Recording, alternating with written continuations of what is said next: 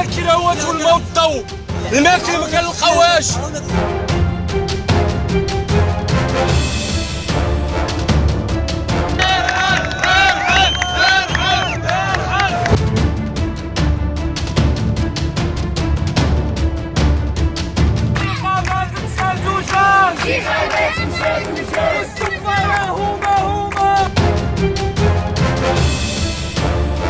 الناس عباد الله كدير المحاسبه، وديجا قالك عفا الله عما سلف، الله كيعفو على الشطاره.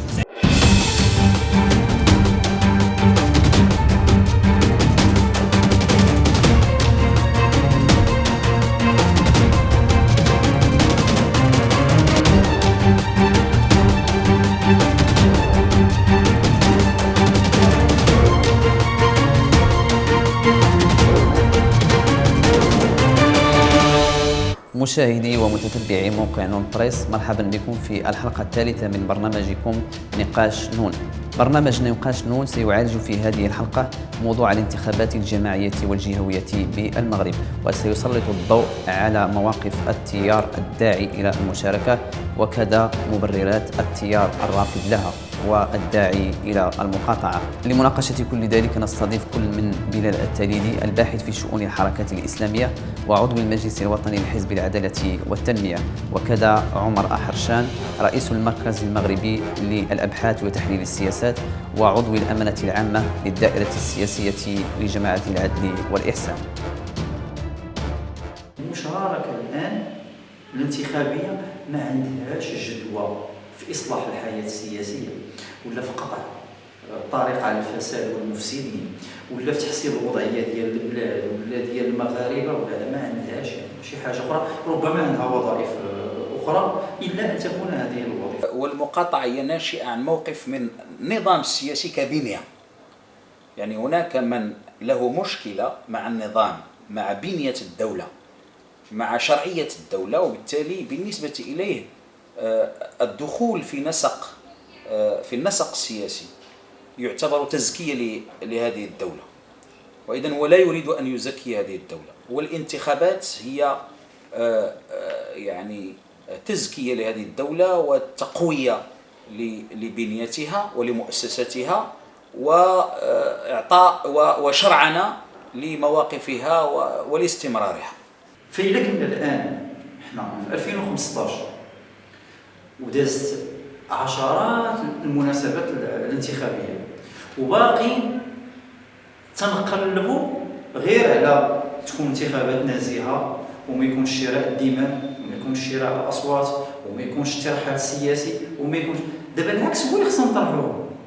هذا الكلام هذا هو صحيح 100% على منطق المشاركة. المشاركة هي اللي تخلي المفسدين ينجحوا وتتخليهم يسودوا وتتخلي الفساد هو اللي يكون. علاش ما نجربوش المقاطعة، ولكن تكون مقاطعة إيجابية، مقاطعة واعية، ومقاطعة كثيفة جدا من حيث العدد. حنا اللي دابا خصنا نقولوا للناس اللي مولفين تتشاركوا هذه عقود من هذا، المشاركة ما دارت والو. إذا استقرأنا التاريخ السياسي للمغرب سنجد أن الذين قاطعوا بسبب يأس من العملية السياسية، لأن الذين خرجوا من الأحزاب اليسارية ودعوا إلى كان منطقهم عدميا فهم يأسوا من شروط السياسة، شروط الإصلاح في اللحظة السياسية. قلت لك أنا بالنسبة لي ما عرفتش نصوت، ما عنديش شيء. الصوت كما كيقولوا شهادة، والشهادة أمانة، وهاد الساعة هادي ما عنديش شي واحد اللي يستاهل أنه ياخذ الصوت ديالي، بيسكو أنه أمانة ما نقدرش نعطي شي واحد بلا إلا كان نيت كيستاهل. هاد الساعة مع التناحر ديال الأحزاب وهاد الشيء شوش تاع المواطن. ما كنصوتش. علاش ما غاديش تصوتي؟ حيت ما كيبان لي عام نصوت. كيبان لي كل شيء اللي قالوا هذا العام تيعاودوا ذاك العام، اللي قالوا هذا العام تيعاودوا ذاك العام. حتى واحد ما كتثيق فيه، ما كتشوفش الجديد. ما غادي نصوت على حتى واحد، لان حتى واحد ما كيدير شي حاجه اللي كيقول كلشي دوك الشعارات خاويين. اللهم يسيرنا على الملك بوحدو. بصراحه ما غنصوتش. علاش ما غاديش تصوت على شي حاجه ما عارفاش؟ المقاطعه في العلوم السياسيه هي شكل من أشكال العمل السياسي. فبالتالي الذي يسلك مسلك المقاطعة هذا عنده موقف سياسي، لأن هي موقف سياسي ما تسمىش عدمية. الأولى هو نقاش جدوى هذا الشكل. الناس بالعدمية ما صحيحش بكل ما تحمل كلمة من معنى، لأن العدمية تعني بأن الإنسان ما عندوش موقف أو ما عندوش بديل أو رافض مطلق ومبدئي للعملية الانتخابية. هذا ما حصلش. العدمية تعني وأنه جماعة الإسلام ما موجوداش في المجتمع، رافضة النظام، رافضة المؤسسات، رافضة القوانين، رافضة المجتمع، رافضة كل شيء. الإسلام بالعكس. عمليا إذا استقرأنا تاريخ السياسي للمغرب سنجد أن حركة المقاطعة تقلصت إلى أبعد الحدود. إذا شئنا أن نتحدث بالأرقام، هناك تياران الآن يقاطعان: تيار يساري متطرف وهو النهج الديمقراطي، وتيار إسلامي راديكالي هو جماعة العدل والإحسان. وهذان التياران ليس لهم مشكلة مع الواقع السياسي أو مع العملية السياسية بقدر ما لهم مشكلة مع جوهر الدولة، مع بنية الدولة. حتى ولو تحسنت شروط السياسة، وأظن بالمؤشرات السياسية أن شروط السياسة تغيرت كثيرا، لم تتغير بالشكل المطلوب والمثالي، ولكن السياسة هي عمل دينامي. يعني ما يمكنش اليوتوبيا والمثال لا يمكن أن يتحقق بدون نضال. شروط السياسة تغيرت وهذه الحركات لم تتغير. الانتخابات في المغرب ماشي وسيله من وسائل الاصلاح، هو وسيله من وسائل الافساد السياسي، افساد النخبه. بهذا الشيء اللي تنشوفوا تسميم الحياه السياسيه، وثالثا بافساد المواطن، لانه هذه الاحزاب اللي تتفرج على مرشحين ديالها اللي تيشريو الناخبين ويستميلونهم بالهدايا بالفلوس وبشي حاجه من هذا القبيل، راه هما اللي تيستهنوا بالحياه السياسيه وبالمسلسل الانتخابي وبالكرامه ديال المواطنين. غادي نصوت ان شاء الله باش ما نكونش يد مساعده في الفساد. ما صوتش غادي نكون بطريقه او باخرى نكون يد مساعده في الفساد. مسجل ومقيد وباغي نصوت على من غادي نصوت، حيت الناس اللي باغيين يخدموا البلاد وباينين باللي غاديين يخدموا البلاد مزيان وغاديين يقدروا يحققوا واحد الهدف اللي كنتمناو حنا كالشعب المغرب، ونتمناو هذا الشيء هذا يكون ان شاء الله بخير وديما الحزب. ان شاء الله نصوت يعني باش يعني الا عندي واحد الثقه في واحد الشخص او كنشوف فيه الاهداف واش ندير نعطوه واحد الفرصه الا يمكن واش يوفي بالعهد ديالو ولا غنصوت. ماشي ما غنصوتش، غنصوت واخا مقيد، واخا غادي نصوت يعني غادي نعطيه الصوت ديالي لواحد الحزب محدد، رغم انه عارف انه شحال من المفضلات عنده ما غاديش يقدموا ما غاديش يديروا. انا غادي نصوت. علاش غادي تصوت على علاش؟ حيت هو الحزب المعقول.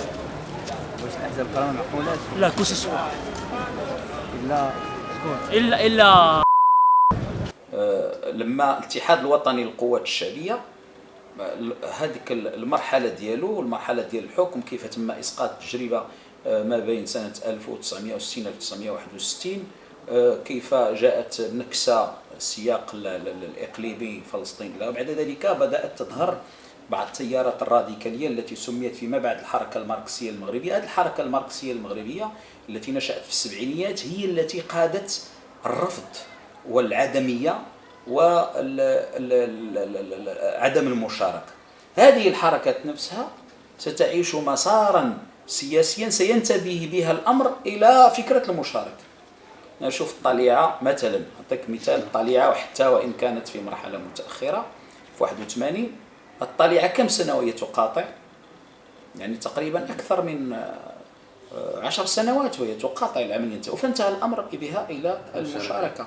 معيار التقييم ماشي هو ان نقارن دستور 2011 بما سبقه من دساتير، لا، ينبغي ان نقارنه بمعايير الدستور الديمقراطي الذي يستحقه المغاربه أو الدستور الديمقراطي كما هو متعارف عليه في الدساتير الديمقراطية. إذا قارناه بماهية الدستور الديمقراطي لا، هو بالتأكيد دستور غير ديمقراطي. كيف قلت لك، لا صياغة ولا مضمونا ولا بطريقة إقراره ولا بطريقة تفعيله. مسألة ديال أن نقول بأنه العيب ماشي في النص الدستوري ولكن العيب في النخب، هذا جزء من الالتفاف على الجواب الصحيح. أخي العزيز، الوثيقة الدستورية التي جاءت بعد سياق الربيع العربي والحراك الشعبي الديمقراطي التي أفرزته حركة 20 فبراير هو وثيقة جدا متقدمة. ودائما في النص الدستوري هناك ينبغي أن نميز بين النص وبين مجال الدينامية السياسية. أحيانا مجال الدينامية السياسية يجعل البعض يتصور بأن النص قد خرج عن سياقه، وعدم التمييز بين هذين المجالين. باش نعطيك مثال بسيط حتى نوضحها للمشاهدين، في الدستور عندنا رئيس الحكومة يقترح الوزراء، وعندنا أيضا في الدستور الملك يسمي، لكن المسافة التي تفصل بين الاقتراح وما بين التسمية غير مكتوبة في الدستور. الدستور لم يكتب لنا في حالة ما إذا رفض الملك اسما ما الذي يقع، هل يرجعه، كيف يتم التفاوض. هذه الأمور مسكوت عنها في النص الدستوري. هذه المسكوت عنها في النص الدستوري تسمى مجال الدينامية السياسية حول النص الدستوري. الدواعي متعددة وكلها تصب في موقف واحد وهو المقاطعة. الداعي الأول هو داعي دستوري، لأنه هذه الانتخابات المفروض أن عندها أساس دستوري أو مرجعية دستورية. الدستور الذي تستند إليه هذه الانتخابات الجماعية نقول دائما بأنه دستور لا تتوفر فيه معايير الدستور الديمقراطي، لا من حيث الطريقة التي صيغ بها، لأنه صيغ عن طريق لجنة معينة وليست لجنة منتخبة، أو طريقة الإقرار ديال هذا الدستور، لأنه شهدت تقريبا نسبة مشاركة ضعيفة جدا مقارنة مع مجموع عدد المغاربة الذين يحق لهم التصويت، ثم مضمونا لأنه دستور لم يكن في مستوى اللحظة التي صيغ فيها. 2011 تميزت بمد شعبي بمطالبات متعددة، فصل السلطان الثروة، ربط المسؤولية بالمحاسبة، فصل السلطات. ينبغي أن نرفع واحد الالتباس، واحد الخلط كبير يقع لدى نخبة من المتابعين والمراقبين والمحللين السياسيين حينما يتم مقاربة الدور الملكي والدور ديال رئاسة الحكومة. التوجيهات الملكية هي جزء من وظيفة رئيس الدولة، والتدبير الحكومي هو من اختصاصات الحكومة. الدستور ميز بين الوظائف تمييزا دقيقا، بل ميز حتى بين صلاحيات التعيين في المناصب السامية، والقوانين واضحة في ذلك. المشاركة الكثيفة غالبا ما ستؤدي النتيجة العكسية، لأنه غيشاركوا المواطنين وغيبان لهم بأن الفساد طال العملية السياسية منذ مراحلها.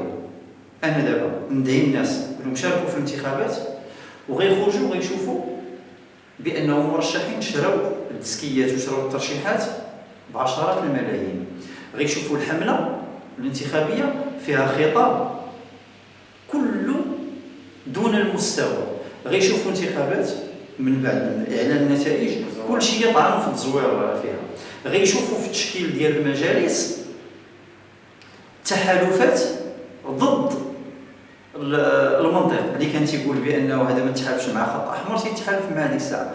غيشوفوا من بعد تشكيل المجالس مجالس ما تدير حتى شي حاجه في تحقيق المصالح ديال المواطنين.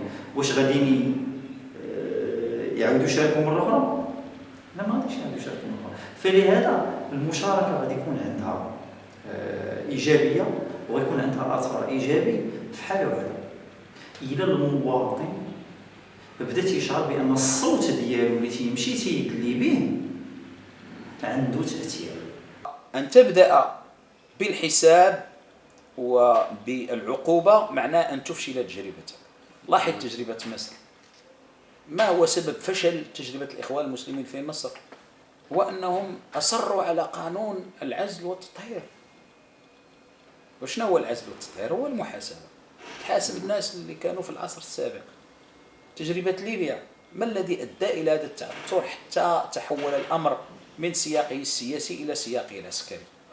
هو الإصرار على قانون العزل والتطهير. العزل أن الذين كانوا شاركوا في التجربة السابقة لن يشاركوا في التجربة الحالية، وطبعا هذا سيطرح مشكلة المعايير، من هم الذين شاركوا من الذين لم يشاركوا، والتطهير تطهيرهم ومحاسبتهم. الأستاذ عبد الله بن كناني يريد أن يبني تجربة انتقال ديمقراطي ناجح.